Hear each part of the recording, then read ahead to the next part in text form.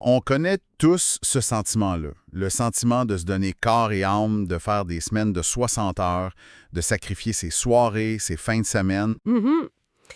Pour, au final, tu regardes tes chiffres et tu te dis, ça bouge pas. On travaille fort, mais il n'y a juste pas de croissance. C'est une frustration qui peut devenir une vraie spirale d'épuisement. On se demande où est l'erreur. Ben oui, la mission aujourd'hui, c'est vraiment de plonger là-dedans. On a une pile de sources que notre auditeur nous a partagées. On parle d'entrepreneurs comme Yomi Denzel, Gary Vee, des coachs comme Franck Nicolas, même des experts comme Laurent Tapie. L'idée, c'est de décortiquer les raisons de cette stagnation. On va partir de l'intérieur, l'état d'esprit, pour aller vers l'extérieur, les actions concrètes. Et ce qui est frappant, vraiment, dès le départ, c'est que toutes ces sources-là, elles convergent vers la même idée. La solution, c'est presque jamais de juste ajouter des heures. Ah, si seulement c'était si simple. Exactement, ce serait facile. C'est plutôt une réévaluation complète de l'approche, un vrai changement de paradigme qui touche à qui on est, à comment on pense et à ce qu'on fait minute par minute. Bon, décortiquons ça. Le premier point qui ressort, et c'est peut-être le plus déstabilisant, c'est que le problème, c'est pas toujours l'effort, mais l'identité de la personne qui le fournit. Yomi Denzel avance une idée assez percutante là-dessus. À long terme, nos résultats finissent toujours par s'aligner sur notre identité. Si au fond de nous, on se voit comme quelqu'un qui n'est pas fait pour vendre ou pas du matin, C'est une prophétie autoréalisatrice. c'est ça. Ça devient presque une garantie d'échec. Exactement. Et ça rejoint directement ce que Gary Vee martèle sans arrêt sur la conscience de soi. Lui, il décrit l'entrepreneuriat comme une expérience de douleur, d'échec constant. Ouais. Pour survivre à ça, ça prend une force mentale qui n'a pas de bon sens. Une lucidité sur qui on est vraiment. Les sources de Jordan Dosé-Brié et de Laurent Tapie le confirment de façon assez brutale, là. Tout le monde n'est pas fait pour entreprendre. C'est dur à entendre, mais c'est probablement vrai. La toute première qualité, avant même l'idée de génie ou le capital, c'est la capacité à encaisser le stress. L'incertitude. Sans ça, les fondations sont en sable. Je comprends le principe, mais ça sonne un peu méthode Coué, non. Est-ce que simplement se répéter « je suis une personne qui se lève tôt », ça suffit vraiment quand le cadran sonne à 5 heures du matin et qu'il fait moins 20 dehors?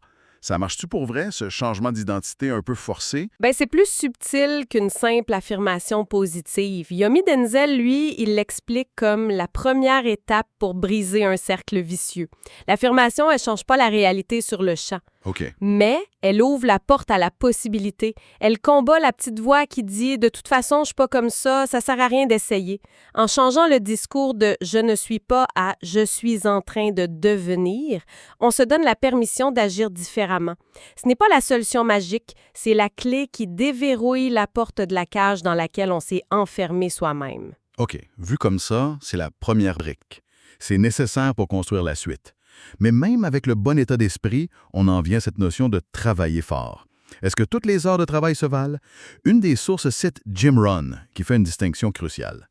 Faut pas confondre le mouvement et la réussite. Tellement important. Réunion, ça donne l'illusion qu'on avance. Mais est-ce qu'on avance vraiment vers le but? C'est le cœur du problème de la stagnation. Et c'est là que ça devient puissant quand on connecte ça avec le principe de Pareto, la fameuse loi du 80-20. Qui revient partout. Elle revient dans plusieurs sources, oui. Chez Yomi Denzel, sur la chaîne S'enrichir. Le concept est connu, tu sais. 20 de nos actions génèrent 80 de nos résultats. La stagnation, dans le fond, c'est souvent de passer 80 de son temps sur des tâches qui rapportent juste 20 de résultats. C'est fou quand on y pense. Yomi Denzel utilise une métaphore que j'aime bien. Il faut identifier les cocotiers, les quelques arbres qui portent 80 des noix de coco, puis arrêter de perdre son temps à secouer tous les autres arbres du verger. J'aime la métaphore, mais dans la pratique, c'est terrifiant.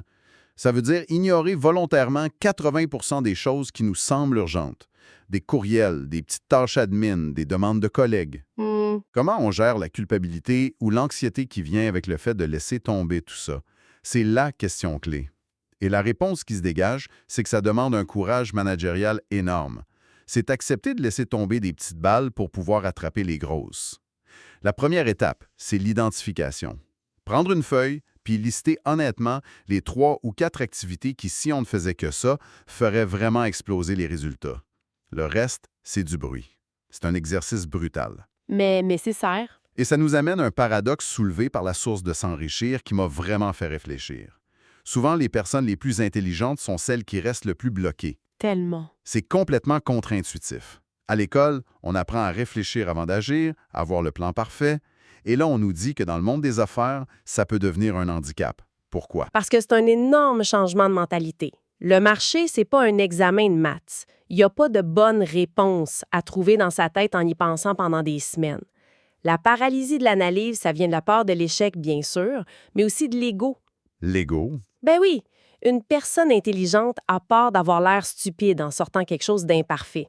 Mais le marché, lui, il récompense pas l'intention ou la perfection du plan. Il récompense l'action. La seule bonne réponse, elle vient de la réaction d'un client à une offre, même si l'offre est laide puis que le site web a été fait en 2 heures. Ça me rappelle l'histoire des 2 potiers. Le premier dit « Je vais passer l'année à concevoir le vase parfait dans ma tête. » L'autre dit « Moi, je vais faire un vase par jour. » La fin de l'année qui a fait le meilleur vase, c'est sûr que c'est lui qui en a fait 365. Ses 100 premiers étaient sûrement horribles, mais il a appris par l'action, par le contact avec la matière. L'autre, il est encore en train de réfléchir. C'est exactement ça. Dans 80 des cas, l'action imparfaite bat la surréflexion. OK, donc on a identifié le 20 des tâches qui comptent vraiment. Mais savoir quoi faire, c'est une chose. Le faire, c'en est une autre. On a tous vécu ça, hein? On sait que la prospection est la priorité, mais on finit par passer l'avant-midi à répondre à des courriels sans importance. Comment on fait pour protéger ce temps précieux pour les fameux cocotiers? Ça, c'est le pont entre la stratégie et l'exécution. Et plusieurs sources abordent ça avec des outils très concrets. Ça commence par une idée simple. Abandonner la liste de choses à faire, la fameuse to-do list, pour le calendrier. La fin de la to-do list. Oui. Une to-do list, comme le dit la chaîne S'enrichir, c'est une liste de souhaits sans engagement. Un calendrier, c'est un plan de bataille. L'idée, c'est de planifier sa MIT, sa Most Important Task, la tâche la plus importante, en premier le matin, pendant les heures où on est le plus performant cognitivement. Et de la planifier de manière très spécifique, j'imagine. Précisément. C'est ce que Yomi Denzel appelle le time boxing. Mais c'est plus qu'un simple rendez-vous dans son agenda. C'est un pacte avec soi-même. On arrête de se dire « il faudrait que j'écrive ce rapport ». On se dit « mardi matin de 9h à 11h, le monde extérieur n'existe pas pour moi. Je suis en réunion avec ce rapport, puis rien ne peut interrompre cette réunion ». Ça enlève la charge mentale de devoir décider quand le faire. Exact. La décision est déjà prise. C'est plus une option, c'est un engagement. J'aime cette idée de pacte. Et il y a une autre astuce plus psychologique tirée du livre The Happiness Advantage. C'est la règle des 20 secondes. L'idée, c'est d'utiliser notre paresse naturelle à notre avantage, ce qui est assez malin. Ah oui, c'est fascinant. Pour une bonne habitude, mettons jouer de la guitare, il faut réduire l'énergie d'activation pour que ce soit 20 secondes plus facile de commencer. Genre, on laisse la guitare sur son support dans le salon au lieu de dans son étui, dans le placard ou sous-sol. Et ça marche à l'inverse pour les mauvaises habitudes? Pour quelque chose qu'on veut éviter, comme passer sa soirée à zapper, on augmente l'énergie d'activation de 20 secondes. Comment? On enlève les batteries de la télécommande puis on les met dans un tiroir dans la cuisine. C'est un obstacle minuscule, mais c'est souvent assez pour briser le pilote automatique puis nous forcer à nous demander « Hey, est-ce que j'ai vraiment envie de faire ça? » Ça nous redonne une fraction de seconde de choix conscient. Attends une minute. Ça, c'est un point qui change tout. Parce que ça veut dire que toute la productivité du monde, tous les outils comme le time boxing ou la règle des 20 secondes, ça sert absolument à rien. Exactement. On peut devenir champion du monde pour repeindre la cabine d'un bateau qui est en train de couler. Tu mets le doigt sur le point le plus critique. Yomi Denzel insiste là-dessus. La principale raison pour laquelle les entrepreneurs stagnent, c'est qu'ils essaient de résoudre le mauvais problème. Donne-moi un exemple. L'exemple qu'il donne est classique et tellement vrai. Un entrepreneur passe des semaines à perfectionner le design de son site Web, à changer les couleurs, la police de caractère, en pensant que c'est ça le problème. Alors que son vrai problème fondamental, c'est qu'il n'a contacté que 20 clients potentiels. Il est très productif, mais sur un problème secondaire. Exactement. Mais c'est ça le piège. Comment on sait qu'on travaille sur le mauvais problème? L'entrepreneur qui polie son site Web, il est convaincu à 100% que c'est la chose la plus importante au monde à ce moment-là. On est souvent aveugle à nos propres angles morts. Absolument. Et c'est là que le conseil de Franck Nicolas sur les forces devient un filtre de décision super puissant. La question à se poser, c'est est-ce que la tâche que je fais en ce moment capitalise sur mes forces ou est-ce que j'essaie de compenser une faiblesse? Intéressant. Si on est un communicateur né, un vendeur hors pair et qu'on passe 30 heures à optimiser des détails techniques sur un site, c'est probablement un mauvais investissement de son énergie. Cette même énergie, mise dans 30 appels de vente, aura un impact 10 fois plus grand. Le but, c'est pas de devenir moyen partout, c'est d'exceller là où on est fort, puis de déléguer ou de s'associer pour le reste. Ce qui nous amène au dernier morceau du puzzle, l'exécution. On peut avoir le bon état d'esprit, travailler sur les bonnes tâches, le bon problème, mais si l'exécution est médiocre, ça sert à rien. Laurent Tapie a une phrase qui frappe fort. Les entrepreneurs qui réussissent ne sont pas forcément les plus brillants, ce sont des tueurs dans l'exécution. Ils maîtrisent les détails. Il a même un acronyme pour ça, IVM. Imaginer, vendre, exécuter, mener. Et il insiste sur le fait qu'une idée simple, mais exécutée de manière impeccable, vaut infiniment mieux qu'une idée de génie mal exécutée. Il donne un exemple concret de ça. Oui, et il est très parlant.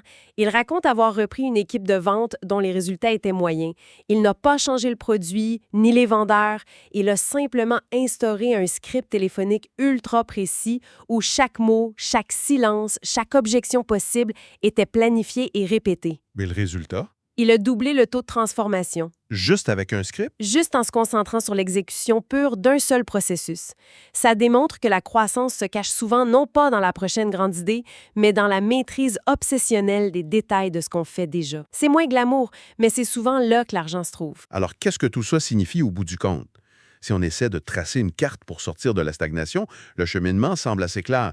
Ça commence par un travail interne sur son identité pour croire que le succès est possible. C'est la base. Ensuite, il faut brutalement distinguer le travail qui crée du progrès de celui qui est juste du mouvement, en se concentrant sur les 20 de tâches qui comptent. Après, on se dote d'outils comme le calendrier, le timeboxing pour protéger cet effort-là. Et finalement, on s'assure que tout cet effort est dirigé vers la résolution du bon problème en misant sur ses forces et en visant une exécution sans faille. Pour conclure, voici peut-être une pensée à méditer. En synthétisant toutes ces sources, on pourrait dire que le système, que ce soit le marché ou l'entrepreneuriat, il récompense pas l'effort brut, ni même l'intelligence pure. Il récompense l'adaptation stratégique aux règles du jeu. La question finale pour votre auditeur n'est donc peut-être pas comment travailler plus fort, mais plutôt une série de questions plus profondes. Quelles sont les règles implicites de mon marché que je refuse de voir? Est-ce que je joue pour ne pas perdre au lieu de jouer pour gagner? Et comment je peux changer ma façon de jouer pour que mon travail acharné porte enfin les fruits qu'il mérite?